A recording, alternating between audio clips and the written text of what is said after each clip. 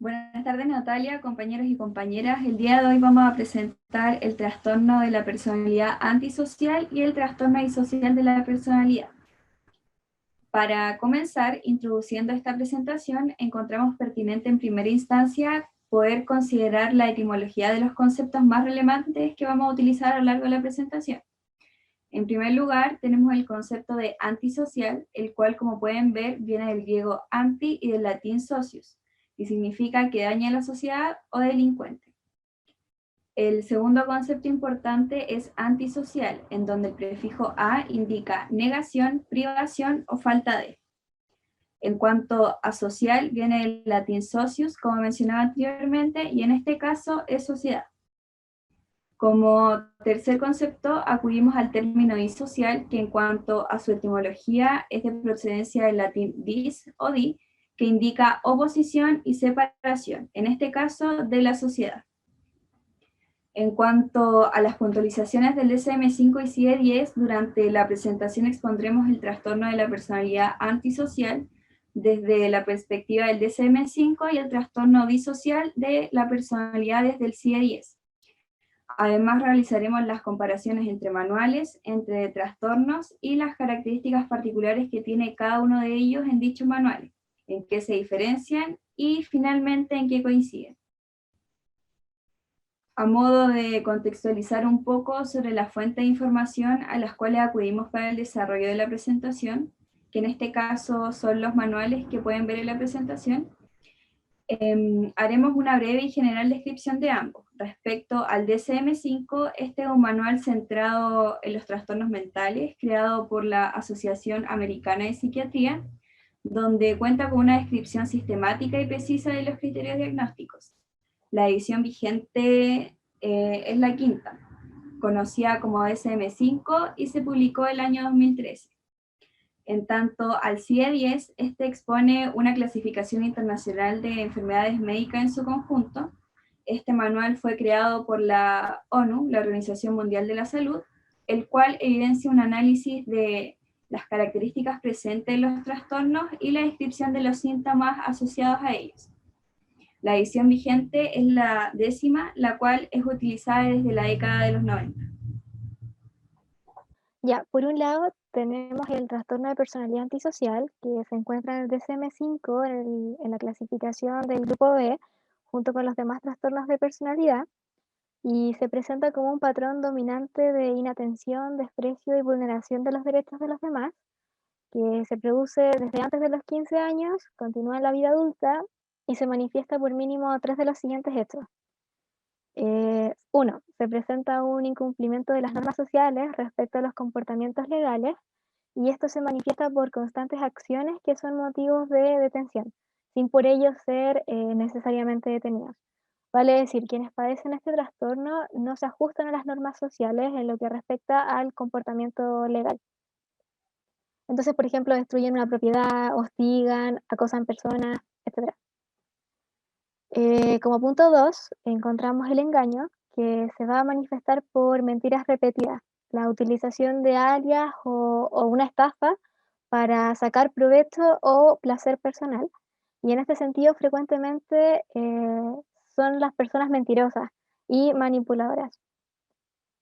Como punto 3 tenemos la impulsividad o el fracaso para planear con antelación, em, ya que el sujeto sería incapaz de planificar el futuro.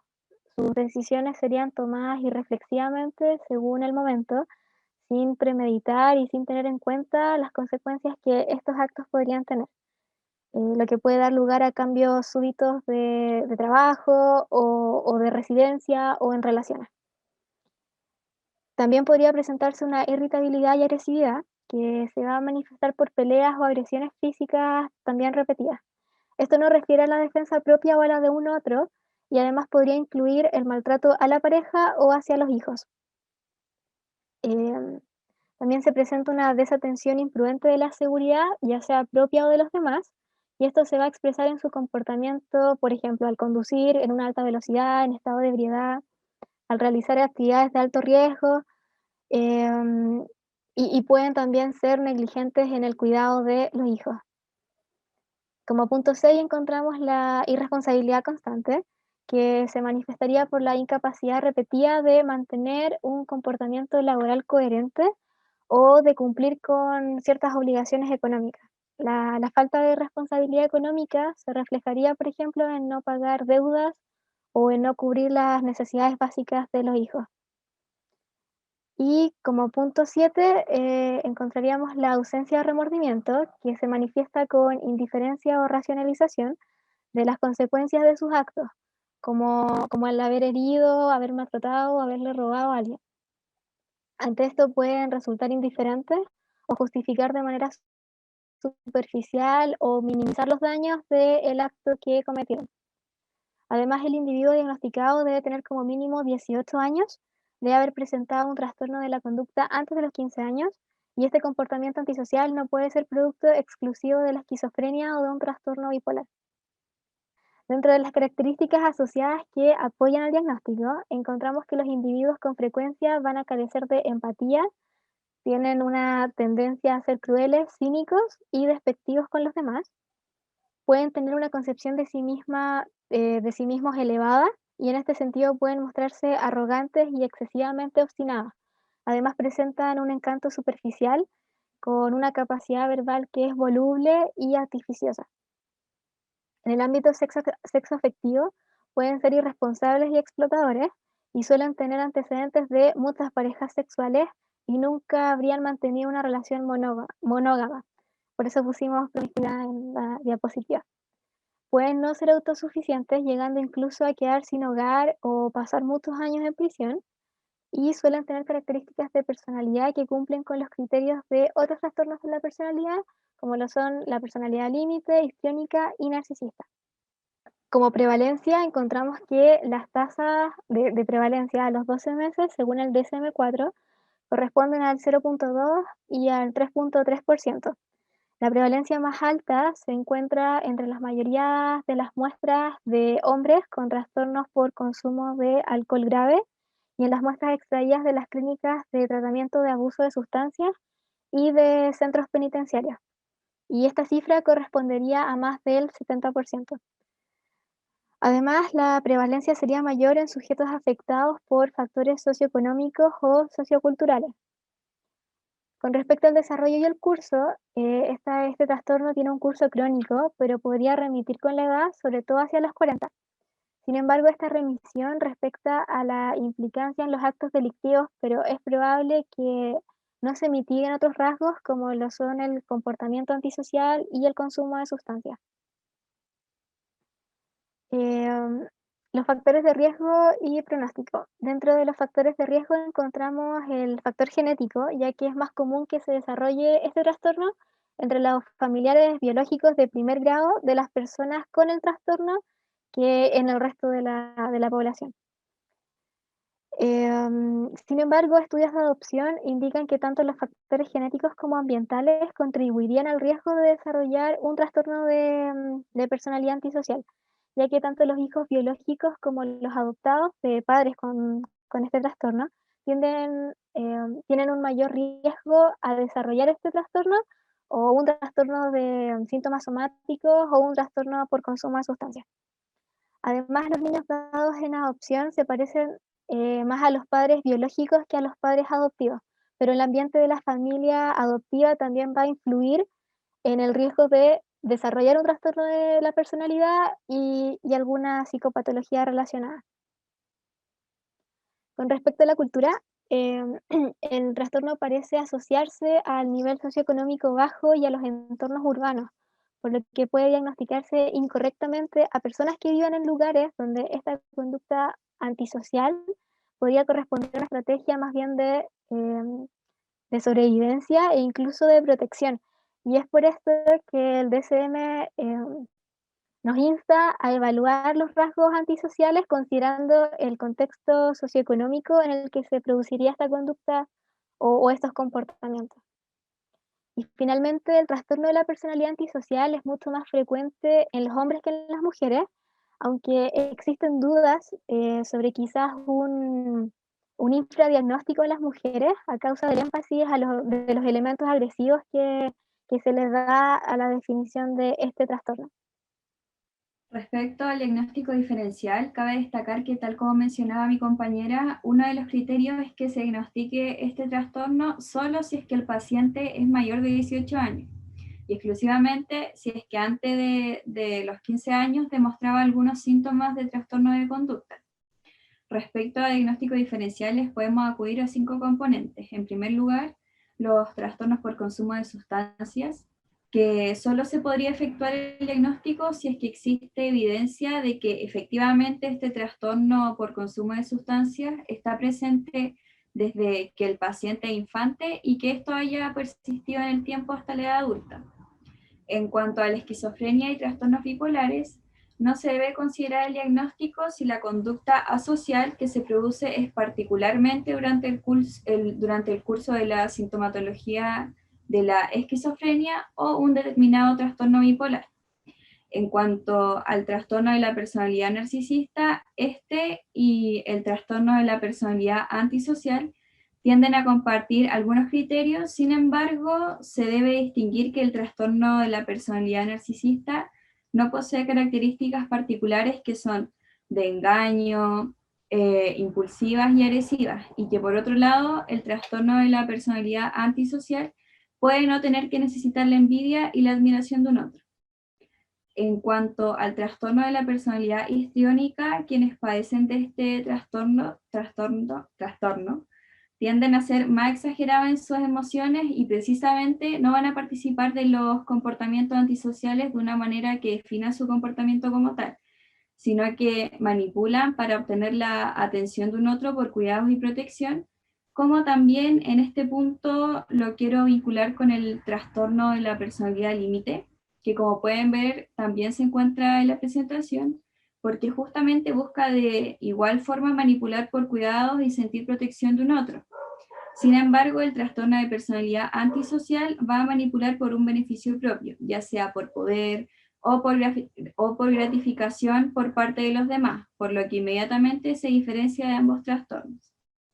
Finalmente, el trastorno de personalidad paranoide suele estar motivado por un deseo de venganza y no, como mencionaba anteriormente, por la obtención de un beneficio propio particular.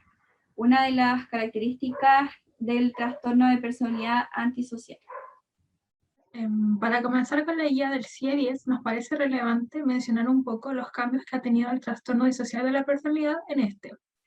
En primera instancia, encontramos una pequeña diferencia entre los materiales biográficos que analizamos, mientras que la guía del bolsillo, publicada en 1994, habla del trastorno disocial de la personalidad, así como lo hace también la versión más actual y que es la que utilizamos para esta presentación. Una 10ª versión, en su tomo primero, indica esta misma patología, pero con el nombre de trastorno asocial de la personalidad. Y mientras que en sí son básicamente lo mismo en cuanto a contenido y descripción, varían en un par de palabras como lo son el desprecio a las obligaciones sociales en comparación al descuido de las obligaciones sociales en el trastorno asocial. También en este está el endurecimiento de los sentimientos hacia los demás en comparación a la cruel despreocupación por los sentimientos de los demás. El trastorno disocial de la personalidad, que se encuentra en el CIE-10 y está bajo los trastornos de la personalidad y del comportamiento en adultos, los cuales afectan a varios aspectos de la personalidad y que casi siempre se acompañan con alteraciones personales y sociales considerables. Este trastorno en especial posee una gran disparidad, o sea, una gran diferencia y desigualdad entre las normas sociales prevalecientes y su comportamiento, y está caracterizado por una cruel despreocupación por los sentimientos de los demás y falta de capacidad de empatía, una actitud marcada y persistente de irresponsabilidad y despreocupación por las normas, reglas y obligaciones sociales, incapacidad para mantener relaciones sociales duraderas, también una muy baja tolerancia a la frustración o un bajo umbral para descargas de agresividad, dando incluso lugar a un comportamiento de índole violento. También está la incapacidad para sentir culpa y para aprender de la experiencia, lo que sería en particular del castigo, y finalmente está marcado por una predisposición a culpar a los demás o a ofrecer racionalizaciones verosímiles del comportamiento conflictivo. Además de todos estos criterios ya mencionados, se puede encontrar una irritabilidad persistente, y la presencia de un trastorno disocial durante la infancia o la adolescencia puede apoyar el diagnóstico, sin embargo, no tiene por qué haberse presentado en todas las oportunidades. Ya para ir finalizando y cerrando con la presentación, exhibiremos las diferencias y semejanzas encontradas en el DSM-5 y el CIE-10 respecto a trastorno antisocial de la personalidad y el trastorno disocial de la personalidad, respectivamente. Como se puede ver en el cuadro en pantalla, comenzaremos por las diferencias encontradas entre ambas patologías. En el DSM-5 se menciona que suelen tener antecedentes de muchas parejas sexuales y nunca han mantenido una relación monógama, tal como lo comentaba mi compañera anteriormente. Mientras que en el CIE-10 se menciona una incapacidad para mantener relaciones personales duraderas. En el DSM-5, el trastorno antisocial de la personalidad, el individuo debe tener como mínimo 18 años para poder tener el diagnóstico. Sin embargo, en el CIE-10 no se distingue una edad exacta para diagnosticar. Sin embargo, se menciona el inicio del trastorno de la personalidad y del comportamiento en adultos. Hay un párrafo que dice que por ello es probable que un diagnóstico de trastorno de la personalidad sea adecuado antes de los 16 o 17 años. Sin embargo, no especifica en ningún punto esta patología en específico. También en el DSM-5 se dice que existen evidencias de la presencia de un trastorno de la conducta con inicio antes de los 15 años, mientras que en el CIE-10 la presencia de un trastorno disocial en la infancia y adolescencia puede apoyar el diagnóstico. Sin embargo, como lo dije anteriormente, no es necesario que ocurra. También en el CIE-10 no se alude a la capacidad de planificación en nuestros sujetos, mientras que en el DSM-5 se menciona una imposibilidad o fracaso para planear con antelación. En este mismo, no se refiere a la frustración del sujeto que padece trastorno, mientras que en el CIE-10, el trastorno disocial de la personalidad, menciona una baja tolerancia a la frustración. Asimismo, y para finalizar, el DSM-5 explica una desatención imprudente de la seguridad propia o de los demás, mientras que en el CIE-10 no se refiere a este tipo de imprudencia en absoluto. En cuanto a las similitudes del DSM-5 y CIE-10, vamos a tener por un lado el DSM-5 con irresponsabilidad constante, incumplimiento de las normas sociales respecto al comportamiento legal.